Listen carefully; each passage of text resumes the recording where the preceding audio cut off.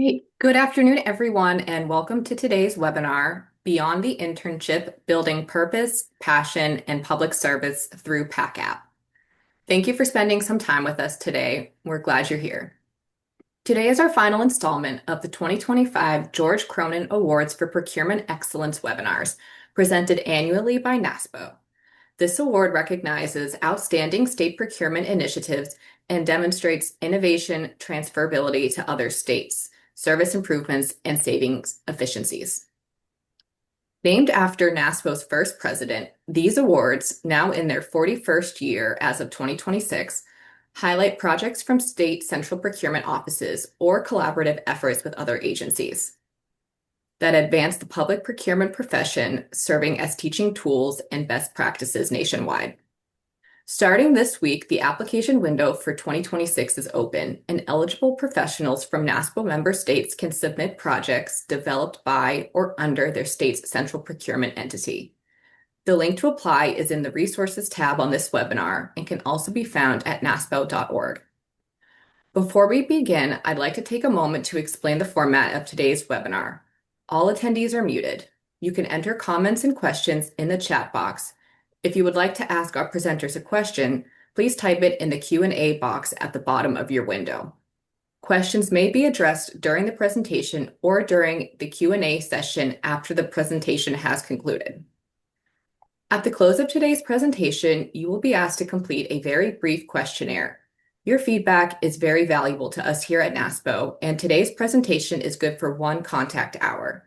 To get your certificate, simply complete the questionnaire following the presentation. I'm very pleased to introduce our speakers today. We are honored to have with us Tirrell Honablew, who is the Education Program Coordinator for the state of North Carolina, as well as David O'Neill, the State Chief Procurement Officer. NASPO is excited to have you here with us, so now I will turn it over to you. Hello and good afternoon, everyone. My name is Tirrell Honablew. I'm with the North Carolina Department of Administration, Division of Purchase and Contract in the Procurement Education section. I'm glad to be here. Well, thanks, Tirrell. I can't call you Tirrell. I have to call you Mr. T, right? Mr. So T. everybody, he is Mr. T in our office. He's an amazing individual who does outstanding work as it relates to this program. And he is our education program coordinator, housed within our procurement education section. I'm David O'Neill. I get the privilege of being the state of North Carolina's Chief Procurement Officer. And we're happy to be here today to talk to you more about what it is we do from a PAC-APP standpoint. So, PAC-APP, preparing interns for public procurement service. And so as we think about our title, PAC, we're purchase and contract, and then Appalooza. Have y'all ever been or heard about Lollapalooza? We just wanted to give something creative to get people to actually want to know what it is we're doing.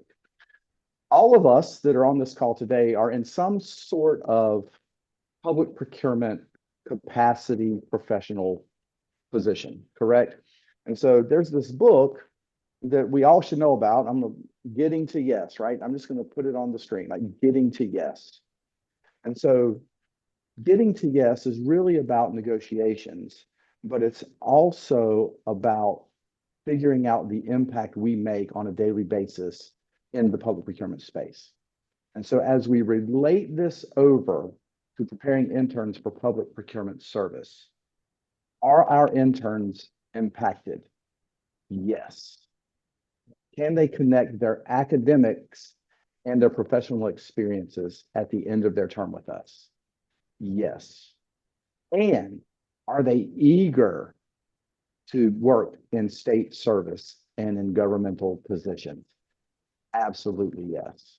So as we think about the book that we all know about, negotiations, and you think about this program, we're getting people to yes through our PAC-APP, preparing interns for public procurement service. So, Mr. T, next slide, please, sir. So what is PAC-APP? Well, PAC, we're procurement professionals. We love acronyms. We can make an acronym up for almost anything. And trust me, There'll be at least 2 or 3 more that you'll hear that we'll talk about today that may not be on your radar, but after today, you'll be well versed in them. So what is PAC-APP? It's purchasing contracts, aspiring procurement professionals.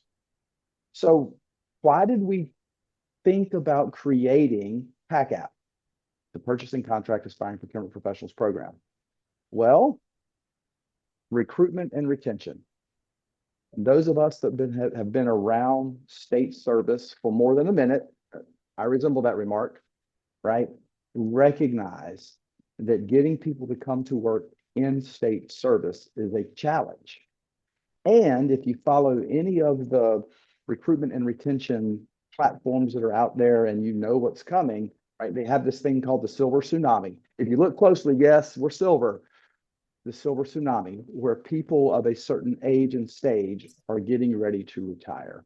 And we don't have enough folks in the pipeline to fill those positions. And if we do have people in the pipeline, they may not be qualified in order to fill those positions. So what is PAC-APP? Well, it's the state of North Carolina's Central Procurement Office's intern program. It was established in 2020. And for those of you that can remember what took place in 2020, oh yeah, that lovely pandemic called COVID. And I was just telling the folks on the call right before you all joined, right? We started our program in 2020. We made arrangements to have, I believe, 4 interns come into the building because that's what it was going to look like. It was going to be an in-person internship for a few months and then remote after that. And we had to pivot very quickly, just like everybody else did in COVID, not only to figure out how we're going to do our work, but we've got this intern program coming up. What are we going to do with those 4 folks that agreed to come to work for us? Well, we made arrangements and they all did hybrid work, which was great. So established in 2020. We end up with 3 interns per year. Sometimes it's a little bit greater than that. We may end up with 4. And it really does a great job of addressing that workforce shortage by creating that talent pipeline. And so when we do this and we get them into our office, we're able to create an interest in our work, right? Because not everybody understands or recognizes the value that public procurement professionals have, right? And the work that we do and how it impacts our states and our citizens. But when we get them into our program and they stay for a couple of years, and we'll talk about that more in a few minutes, we ensure those participants are ready for entry into state service. Because a lot of us have been hamstrung or hamstringed or whatever that verb should be by our OSHR, like our Office of State Human Resources programs, where they need a certain number of years of school, certain number of years experience. In North Carolina, that was 6 total. One way, shape, or form. You can either have 6 years of experience to do the work or a 4-year college degree and 2 years experience, right? We just were never able to beat that hurdle. Well, with our internship program, we've figured out a creative way to hopefully address that and keep it moving forward. Okay, so that is what PAC-APP is. But really, it's this, right? There's pictures you see on the screen of 4 of our interns. The one on the far left, that's Noah, and Noah is active at our PEAK conference. Our PEAK conference is our state of North Carolina's Procurement Education and Knowledge Conference that we have in every March. Why March? Well, procurement month, right? And so he's there actively participating, engaging, leading sessions, doing that. Next up is Austin, and you see him there like looking at an old folder. This was back like 2020, 2021. When Austin was an intern with us. He's now a full-time employee. Go, Austin. Like looking at a file, doing meaningful work, reviewing contracts. So there's him working in one of our training rooms at the time at a building we no longer have. The next picture, right? This is what internship looks like in the state of North Carolina. That's our one and only Ian Fox. If you've been around NASPO for more than a minute, you may recognize Ian. Ian has been asked to speak at least 2 conferences. That one's at the Partnership Forum in 2024, which was held here in Raleigh. He also spoke at REACH in 2024 as well. because he was our NASPO intern. And so he gets to do those types of things. And then finally, we get our interns helping us recruit, guess who? Other interns. So, Mr. T, as our education program coordinator, would you come on and just kind of share a little bit with the audience about having a current intern present at job fairs and career fairs? How does that assist us in recruiting other interns? David, so yes. So when I'm at career fairs, it does make a big difference having an intern present. So normally it does provide peer credibility. So when students, they can relate more often and easily to someone in a similar stage of life. So when current interns share their experiences, it feels more authentic and relatable.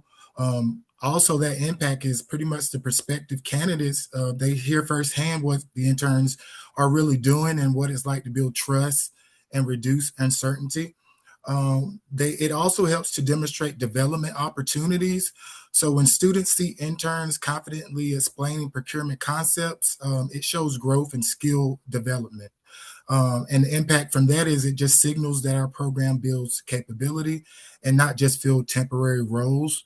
Our career fair, we also it also strengthens our employee brand.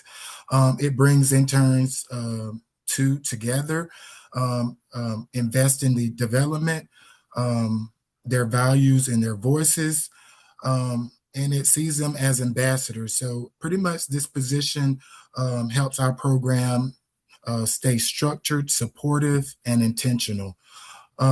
So pretty much some of the highlights from workplace culture, it helps like the interns naturally communicate. They see the team dynamic. They see the work environment while the interns are there with us at the career fairs. They see how flexible it is that interns could work and do schoolwork at the same time. And it also shows that leadership accessibility. They show us there with interns working together, recruiting prospective candidates and interns for state government work. It also reduces the barriers to entry. Some students may feel intimidated asking detailed questions to leadership, so our intern make them feel more comfortable. They bridge that gap. And the impact of that, more honest conversations lead to stronger applicant interns. So that's the pretty much gist of what we try to do and bring those interns in and motivate other students to come into state government and procurement work. So yes. Outstanding, man. I mean, I'm excited now. T, can I come apply and come work with you? Outstanding. The other thing is like, I don't know how many people that are on the call have gone to a college career fair. And we're going into North Carolina. This one, the picture you see here is the North Carolina State Poole College of Management Career Fair, which is where all the business administration candidates are, the accounting folks are, data analytics people are. And so you see a table there for the Division of Purchase and Contract. Right around the corner, with a line a mile long, is Google and Apple and Microsoft, right? And so you know what they don't have sitting at their table? An intern telling them how great it is to come work there. And so we're able to pick and choose who comes in and sees us and they come and talk to us because we have interns there. Because otherwise, the students really just see those other big companies and they flock to those tables. And so it's a really good way to recruit and retain and get people to come talk to us. So you see intern working at PEAK, you see an intern actually doing work, you see an intern of ours speaking, an intern of ours working a career fair booth with us. Mr. T, if you hit the next slide. And then you see an intern here. He's the guy smack dab in the middle with the lobster claws on. And this was last year at NASPO Reach. So he was able to come to Reach with us and he was just indoctrinated into our team because he was there, right? And you see there's some knucklehead with a shark head on his, over his face. That may or may not be me. I may or may not agree to that, but you see the people in the back trying to choke me. Somebody, Baja's trying to hit me with a paddle, I believe, but Pablo in the middle really had an amazing time there and was really, assimilated into what's going on here at PNC. So we bring them in, we give them things to do, we make them a part of the team, and they get to see it as if they were a state employee right off the bat. Okay. So that's what it looks like. As you think about what makes PAC-APP unique, and you've heard me allude to this a little bit, PAC-APP offers an 11-month experience for our interns. And the question is why? You heard me talk about the limitations that HR departments put on us with experience in education, so E&E. North Carolina's is 4 and 2 for an entry-level procurement position. Okay. But the state of North Carolina's HR program also tells us that 11 months equals 100%. Okay. So what we are able to do is we bring them in end of May, beginning of June, most of the time, and we give them the opportunity to work full-time in the typical internship months. So May, June, July, or June, July, August, whatever worked out for them. They got 3 months at 40 hours a week.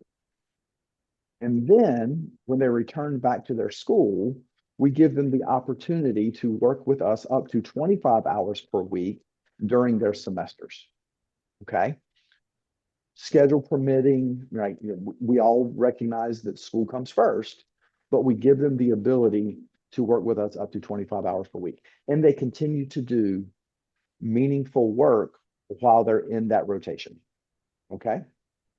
So what does that do? That also cultivates those lasting relationships, making sure that those interns feel the sense of belonging and value. And we'll talk about belonging and value in a few minutes. Significant work is critical to this. When you think about interns, most of the time you go to meaningless, menial administrative tasks, right? That's not what we're doing. We bring them in, we get them acclimated very quickly, we assign a mentor to them, and we give them some projects to work on. And we guide and direct them as they work through those projects. And when they're really engaged with us over those first 3 months, those 40 hours a week, then we're able to release them to do bigger work as they stay on with us, right? And so as you increase the opportunity to engage in significant work, there is a job shadowing and a mentor assigned to them. And we allow them to work on really important things like our statewide term contracts. One of our intern group has been just extremely critical over the course of the past 3 years in assisting our contract management section in managing our statewide term contract. Think about what that looks like. So the state of North Carolina is known to be a furniture state, right? The furniture capital over there in Hickory and High Point. And we have a statewide term contract that has furniture on it. And with North Carolina being a furniture vendor, the general statutes, the law basically says anybody that responds to the solicitation gets awarded.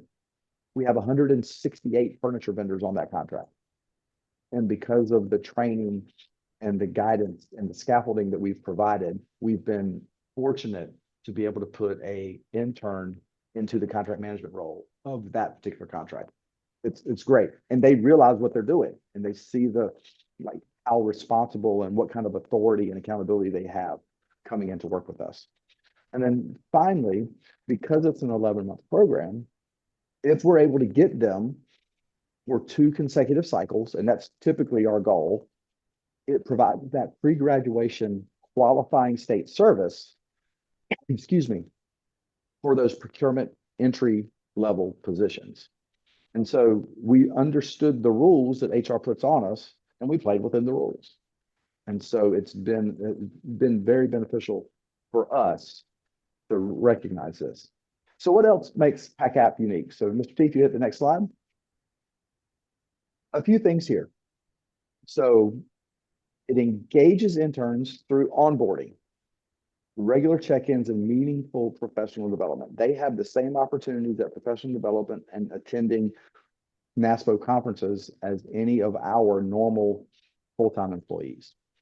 And so when we talk about engaging interns through onboarding, here's another one of those acronyms, y'all.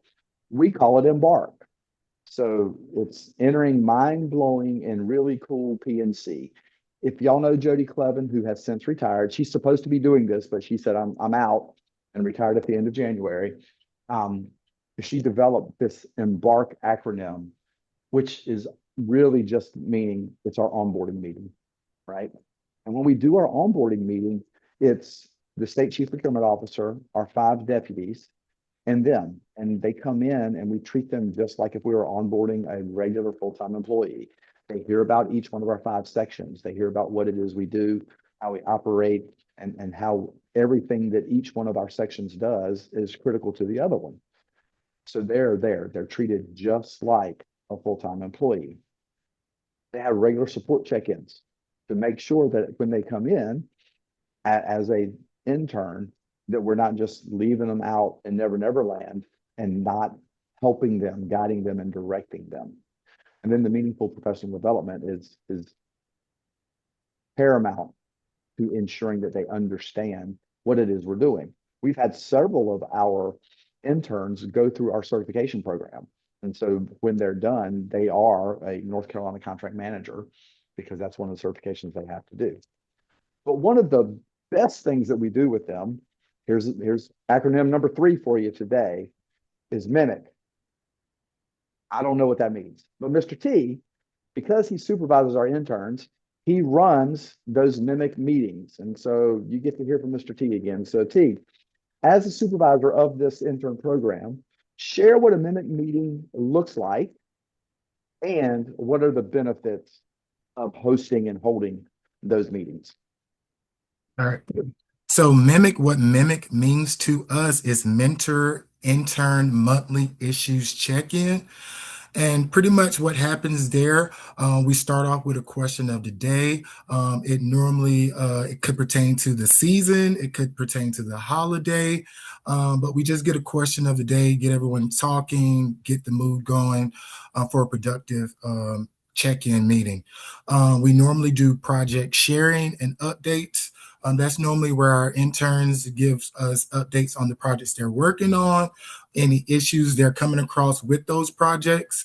And normally the mentors are on that call as well, so they can share ideas on what they're working on and what issues they've come across and get those answered right away. We normally have a Mimic Minute, and this is one of the most important features of our monthly check-ins because it gives us a topic to discuss during those meetings. For example, we've had on one of our Mimic topics, we've had 8 ways to improve your communication skills. So the interns learn strong communication skills and how they're built through awareness, empathy, clarity, and consistent practice. Pretty much improving these areas enhance both professional success and personal relationships. We did a Mimic session on how to motivate yourself, which it gave them motivation. It let them learn that motivation isn't a constant. It's something that you can cultivate by structuring those goals and tracking your progress, learning, leaning on your support systems, and pretty much staying motivated within, just in case that enthusiasm dips. We've also covered a topic of 5 tips to better your time management. That's where interns learned better time management skills isn't about doing more. It's about doing the right things more efficiently by planning ahead, pretty much staying focused and structuring your time with intention. But last but not least, we had a topic that we went over in January, which was I think very important to the interns because it gave them an idea of what procurement is from the aspect of our leadership team. And that Mimic topic was what I wish I knew. And we asked our leadership team 5 questions. It was one of the questions was, what was your first job in state government procurement? what were you surprised? What were you surprised most about working in procurement or contracts? What do you think interns and new grads often overlook when starting careers? And if you could go back in time, what would you do differently in your career? And also, what is one piece of advice that helped you grow as a professional? So, our mentors went down the line and they pretty much answered these questions. And it helped our interns get a better understanding of the opportunities that were available in procurement. It also I asked our leadership team to answer those questions, which actually, by sharing their personal journey, the interns were able to see the many possibilities and paths within procurement, and the variety of opportunities that they could have within that, and the progression towards those opportunities. And hearing from those leaders made the career path feel tangible, relatable, and achievable. And pretty much at the end of that, our mimic meetings, we do takeaways, and the interns normally give us our takeaway of the mimic minute. And I think that's most important because we see exactly at that moment what the interns are getting out each and every one of our meetings. So we love to hear it, and we love to keep our monthly meetings going. And that's how we progress as a team and internship team as well. So that's how we do it. Outstanding. And I know the work that they're doing and see it all the time, but just to hear T talk about it and the passion he has for helping these interns, find a career path, find their home, ensure that what they're doing and that they recognize that it's meaningful work, just gets me all excited that it's time to go recruit, right? We got people coming in. I think he told me just the other day, I think we got between 37 and 40 applicants that have applied to come work with us starting in May. And so that's just a testament to all the work that T's doing in this space, but then that the program really is seeing the fruit of the hard work that we put in to try to attract new talent into public procurement professions. So T, thank you for that. Man, Mimic's amazing. We do pair them, based on the intern's course of study and the mentor's expertise. And so that'll be the next slide. I'll get to that in a second. One second, T. But we support them, right? You can tell just by the way Mr. T was talking about that meeting, we're allowing them to share. We're allowing them to feel supported and encouraged because that's what we need to get people engaged, right? And you need to do that with your own regular full-time employees, but especially if you happen to have an intern program, make them feel like they're a part of the team, right? Getting them to do the same things that we are doing as full-time employees really makes them feel seen, heard. And here's one key piece of this. You can tell I'm part of this like Silver Tsunami Club, right? I'm a little bit more experienced, also known as older. And, we've got 19, 20, 21-year-olds coming in, and they're picking up things in their classes that are the latest and greatest technology, right? And the latest and greatest on how to, apply data analytics into a profession that probably been a little bit behind the scenes and behind on integrating new technologies. So as the leader of the group, if you go down this route from an internship standpoint, allow them the space to share their ideas, right? Allow them the opportunities to challenge the status quo. Because when you do that, you're going to be much better off by hearing their ideas. And don't just go, oh, we've tried that 100 years ago. No, let them really dig in. And when you do that and you see the way that they engage, they become passionate about what it is they're doing and letting them share. It's great. So be mindful as the leader to allow them to do that and not just go, nope, that's not going to happen. No, that's not going to work, right? Because I'm more experienced, I have to watch myself with that particular scenario. So just food for thought. All right, T, next slide, please, sir.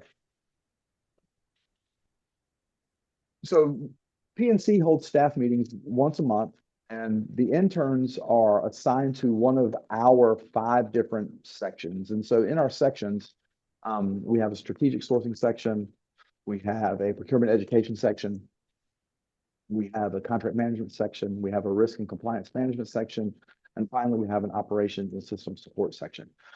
Each one of those sections is led by a deputy chief procurement officer. And we assign interns typically into one of those roles. And so you don't have to necessarily have a supply chain background or a procurement background. If you've got some sort of, computer information systems background, man, I'd love to plug you in with our, operations system support team. If you've got an auditing background, and that's, some sort of data analytics, risk and compliance management. But understanding that what we're doing is trying to build the public procurement pipeline, we typically get them into the contract management and into our strategic sourcing sections. But man, you would not believe the sense of pride our interns have in being called an intern and being on team intern. At our staff meeting every month, what team are you on? I'm on risk compliance. I'm on operations system support. I'm on, team number 1 in strategic sourcing team. Our interns are like, I'm on team intern. And they are super proud of that. And we cluster their space together. So they sit all together. They get to know one another very well. And they support one another, and they have those conversations with each other about, hey, I'm managing the furniture contract. You've got fuel. What does it look like? What are the pitfalls that you're running into, and how did you solve it? Not only do they have a mentor, but they also have each other. Abby, I see you came on. Do you need Yes, something? we just Yeah. have a question from the audience. Do you all receive interns that are already in the workforce, but are returning learners who decided to go back to school, maybe mid-career? Is that dynamic any different than receiving interns who are in their early 20s? Okay. So fantastic question. We have one intern that did his undergrad, went into the workforce for a couple of years, and then returned to get his graduate degree. And then we picked him up at like the second semester of his graduate degree. So we've gotten them in, and he came in and finished graduate degree, worked for us. And then now he's one of the ones that made it through as a full-time employee. He's currently working for us. And so we will entertain almost anybody in this role. We currently have a gentleman working with us in this contract management space as an intern or paraprofessional that has already graduated with his undergraduate degree, but he enjoyed what he was doing so much that he decided to stay on. And so we're hoping in the next little bit that we'll have an opening that he'll be excited about and we'll apply for. So hopefully that answered the question. But yeah, we're open to it. And it served us well. And so back to team intern, they love it. They talk about it all the time, and we keep them involved in every facet of our division, participating on one of our teams.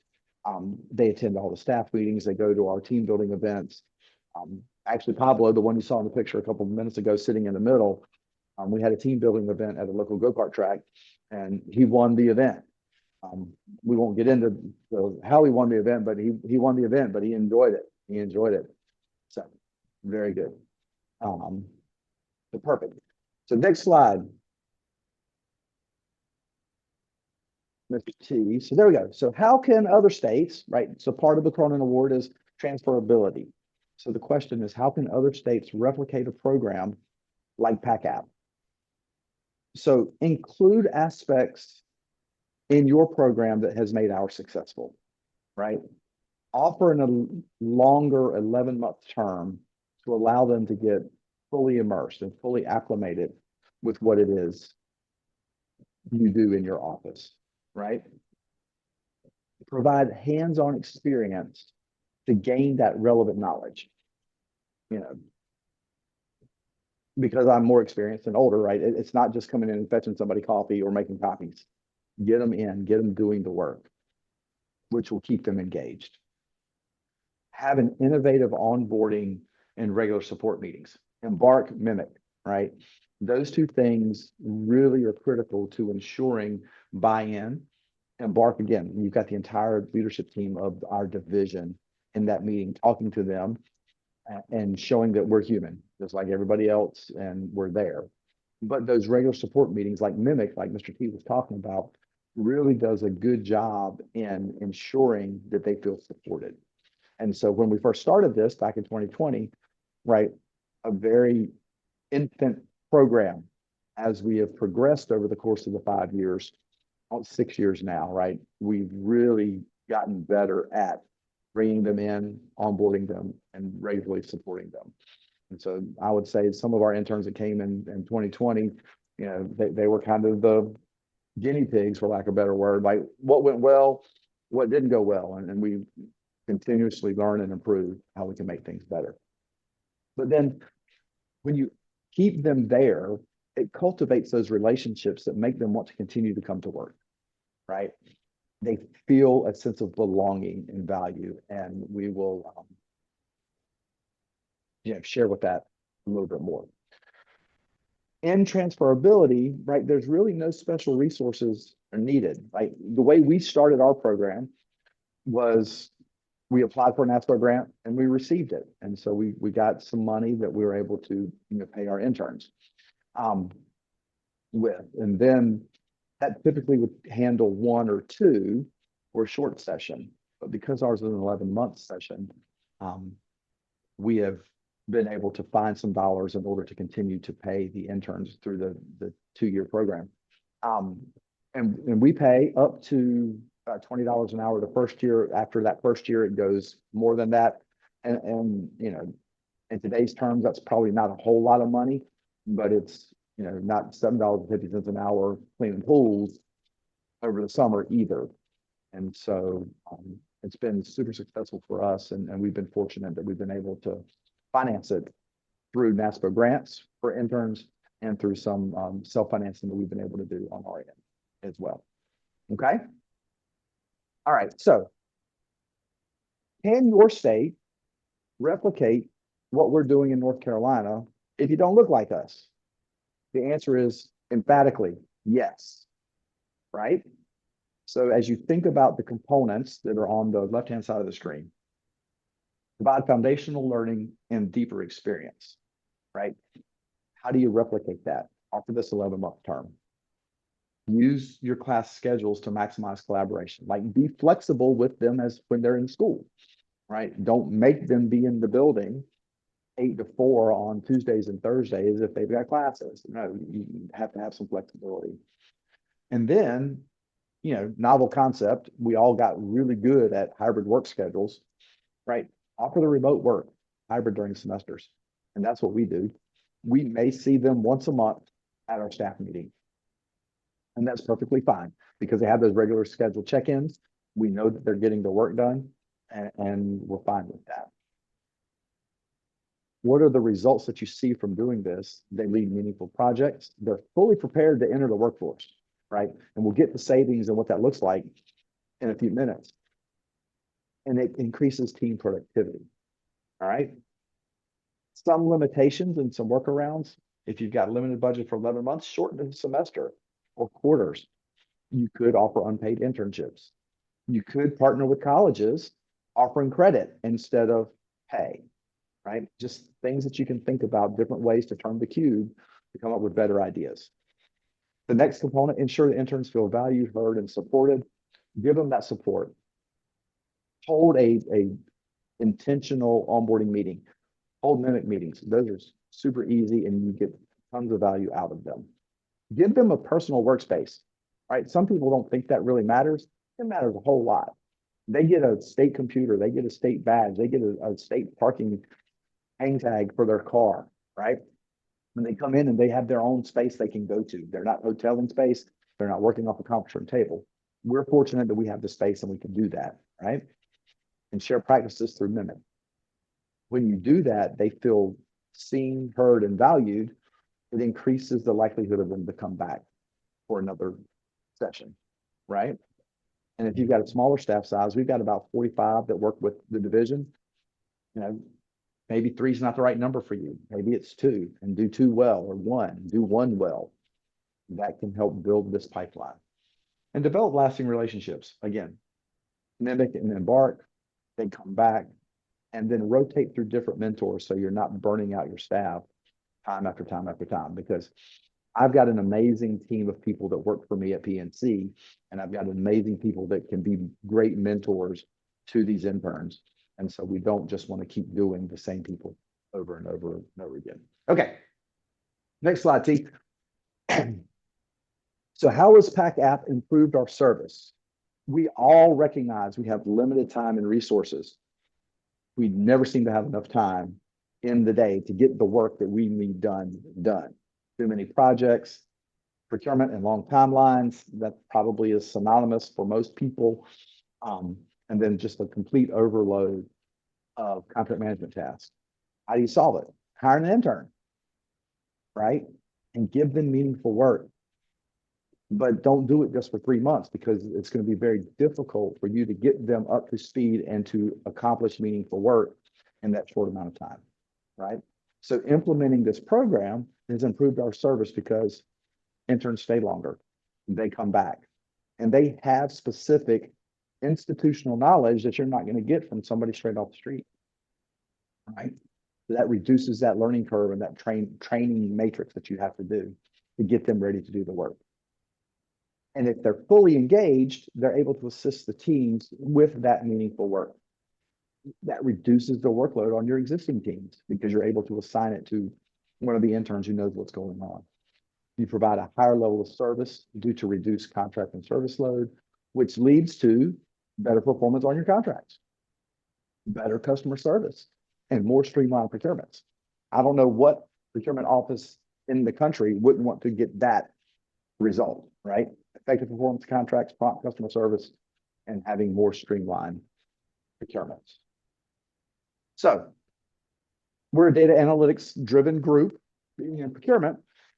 So we sent out surveys to all of the interns that we have had. So over the course of the 5 years, we've had about 15. And here are the results, right? Highly likely to return as an intern. 100% of survey respondents said yes, they would come back. Highly likely to return to full-time work. Of the survey respondents, 100% of them said yes, they would come work full-time. Would they recommend state service to peers? 2/3 of them said yes, right? That's under recruitment and retention, so the contributing factors. Because they felt that they contributed significantly and gained real-world experience, all of the respondents said yes, they felt that they were able to do that. They felt supported, felt a sense of belonging. They gained procurement awareness. And then over half of them grew and realized their potential while they were here, and a little less than half gained confidence in their abilities. That speaks volumes for the program that we have within our 11-month time frame. Okay. Well, that's what the data shows about our program. The big picture question. Steve, next slide. Right? This is what we do. How has PAC-APP saved taxpayer dollars? So the goal of any public service program should be to save taxpayer dollars, to be fiscally responsible, right? We've done that creating this internal pipeline. The Society for Human Resource Management, SHRM, says it costs approximately $4,700 to recruit and hire. But the total cost to hire to get somebody up to speed is typically 3 to 4 times the annual salary of that particular position. Okay? So think about that savings for a minute. We have been able to hire 5 of our 15 full-time interns. 5 of our 15 interns are now working with us full-time, okay? Which lends itself to approximately $23,500 in recruitment savings, right? But then also almost $300,000 at a, if we're using the position as a $60,000 a year entry-level position, 5 of them, we've saved the state almost $300,000 just in hiring and bringing them on board to train, on top of increasing productivity. We don't have to get them up to speed because they are ready. So we have significantly saved taxpayer dollars by implementing this program. Okay. So that's a lot of what I have to say. What are the interns saying? And so when we sent out the survey, polling them around to get the responses about their thoughts and feelings about the program, here's what 3 of them said. I was given more independence and was trusted with more complex tasks, which allowed me to contribute more significantly to projects. Another one commented, PNC made me feel welcome and valued. I was trusted with real responsibilities. And then finally, I was trusted with responsibilities that helped me discover my skills and abilities. It wasn't just an internship, it was the beginning of becoming who I was meant to be. And so those are three testimonies from our interns that we've had come through our program. And so we had a speaker a couple years ago at our PEAK conference, and one of her lasting points was chill bumps don't lie, right? So like when you're talking about something, you hear something that they move you, right? Do you get chill bumps on your body? Here's the quote. And I'm gonna try to do it without getting all emotional, y'all, and I usually don't, but this is how impactful this has been. When I started my internship at PNC, I was just a junior at Fayetteville State University with no idea what procurement was. I walked in not knowing what to expect, but I found something I never imagined, a place where I felt seen, supported, and believed in. The people at PNC became more than coworkers. They became mentors and a family. They saw something in me before I saw it in myself. That belief, that encouragement is why I stayed. It's quotes like that and the impact that we see that we are having on interns that want to get into public service is why we do what we do. We truly enjoy having our program, and it's being able to see things like this and being able to talk to you guys about it so you can go replicate it, transfer it into your state so we can get more of this throughout the 50 states and all the territories that NASPO serves. So real quick in conclusion, through our program, man, we've acquired and retained top-notch employees in dedicated public service, equipping the next generation of public servants that we all know we need in order to continue to fill the procurement pipeline. So with that, I'm close to time. Did I do okay? That was great, David. Thank you so All right. much. We've got a couple questions coming in. First one from the chat. Did you find it difficult to place your interns either with pairing them up with mentors or finding that meaningful work that they can contribute, especially during that first year? So we didn't find it very difficult. So the way that we are structured at PNC, we have 5 different sections. And so it's, we're able to really take their skills, their strengths, their abilities, and I say they, the interns, and really match them into either one of the sections, or if we have a real need in a particular section, we'll place them in there, but we will have the mentor that's able to guide and direct them. We had an intern actually this year who's really into marketing and communications, and he's done a really good job, and he's helping with contract management, but at the same time, we're utilizing his skills to help us develop some more of the communication type things that we're pushing out. And so we haven't found it difficult, but again, like I said a little bit a while ago, be open, right? Don't think about just pigeonholing them into something because we have a need. Let's let them tell us as well what they're good at and what they have a passion for. And if you don't know what that is, just ask them, right?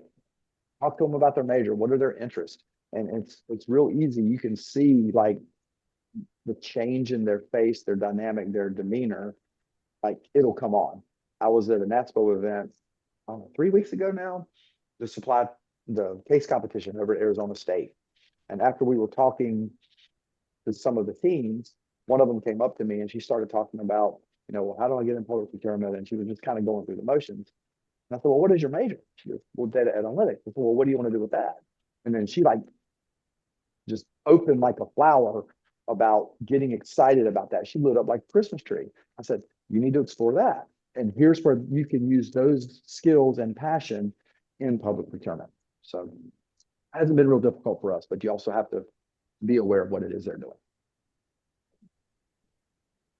Kind of playing off that, so have you found that the interns you typically get are um, from specific academic majors, have certain majors such as business or um, marketing proven to be a good fit compared to other majors?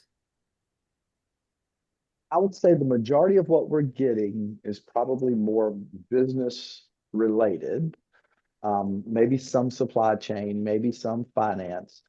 Um, but we've also had education majors come in with us and work with us. We've had folks that come in and, from an education standpoint, and they said, well, I think I want to go explore and get my master's in master's in public administration, just because I see the work that you're doing serving the public. And I may not be interested in public procurement, but because of the desire you sparked for public service, I now want to go get my master's in public administration. We've had one of those. We've had one come in and say, because of what you do legally, because I have two attorneys on our staff in our contract management section, I think I want to go explore getting my law degree because I see where I can then apply that in a public procurement space. So we've had all sorts um, come through our doors, and we've been able to, help them as they've helped us be better at what we do. That's great. And you mentioned your big recruitment is through career fairs, but do you promote this program through other opportunities at local universities, or do you have partnerships with nearby schools? And so that's a great question. So the career fairs that we primarily attend are going to be the one right down the street. We're in Raleigh, North Carolina. And so for those of you that know me, know like I went an hour without saying it, but Go PAC, North Carolina State's right down the road. They happen to be, a NASPO academic partner. We go talk to their supply chain club at least once a year, and we'll go to that fair.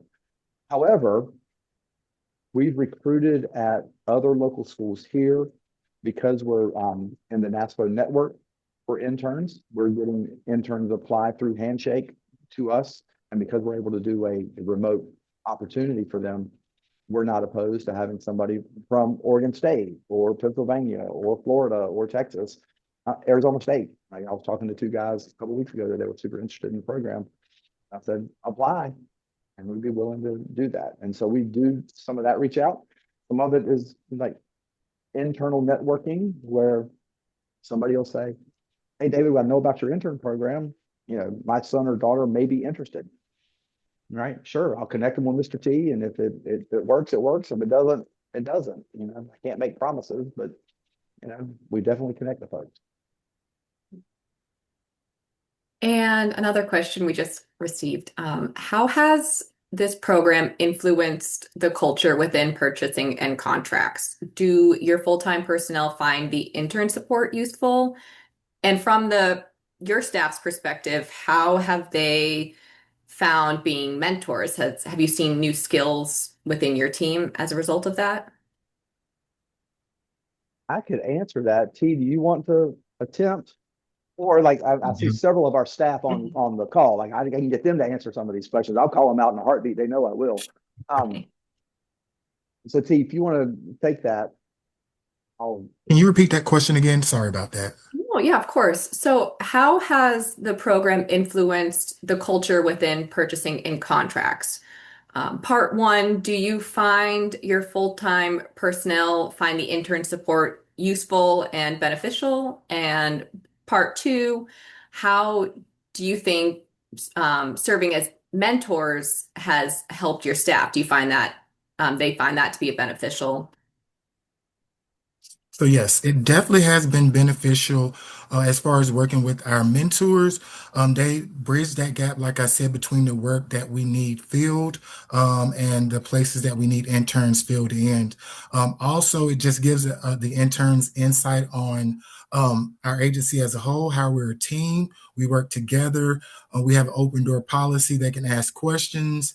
And basically, we promote professional growth within. So I think that's what makes us great and our intern program great. and so I'll just add, Abby, the when we have our interns come in the past couple of years, they've really filled in amazingly well on our contract management team.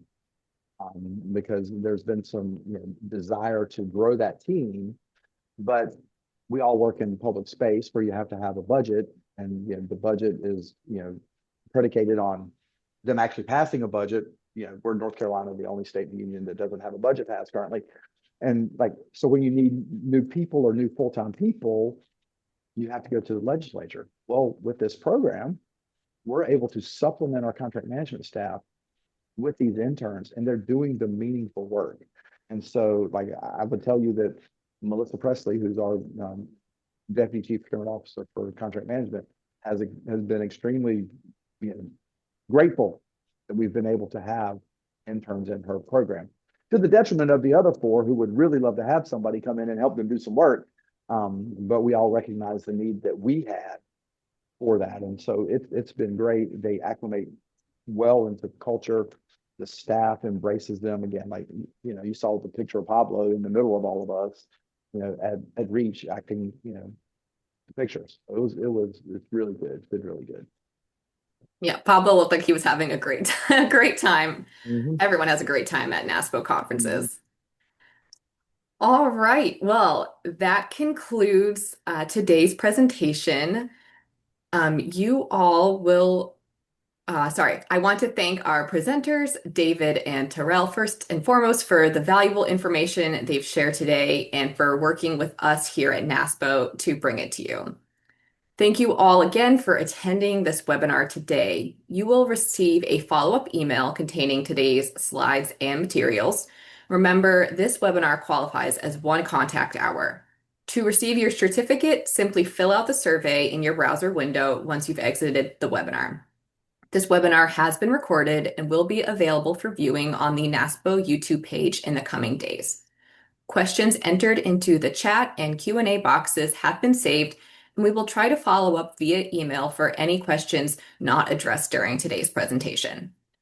Don't forget to check out the upcoming webinars and other events at naspo.org. On March 25th, NASPO will be hosting a webinar, Market Research, Your Biggest Questions Answered, where you will learn about procurement market research and how it can strengthen your sourcing strategy. The link to register is in the Resources tab. Thanks again to our wonderful presenters, and thank you to our guests. Have a great day.